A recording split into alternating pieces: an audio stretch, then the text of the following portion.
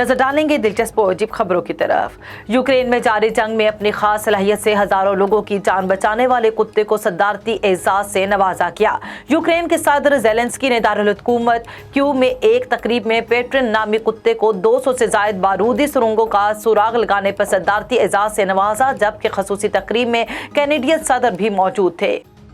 भारतीय रियासत मध्य प्रदेश में बिजली की अचानक लोड शेडिंग से दो बहनों की अंधेरे में गलत दूल्हों से शादी हो गई। शादी की तकरीब के दौरान दुल्हनों के चेहरे ढांपे हुए थे, लेकिन दोनों के कपड़े एक जैसे थे, जिस वजह से शादी की रसूमात के दौरान गलती का एहसास किसी को ना हो सका, जबकि पंडित भी तकरीब के दौरान बेखबर रहा। दोनों दूल्हे जब अपनी अपनी दुल्हन के साथ घर पहुंचे तो गलती का अंदाजा हुआ, जिस पर खानदान के दरमियान काफी तकरार भी हुई, लेकिन बाद में मामला तय पा गए। वाकये के अगले रोज दूल्हा और दुल्हन को दोबारा शादी की रसूमात अदा करना पड़ी।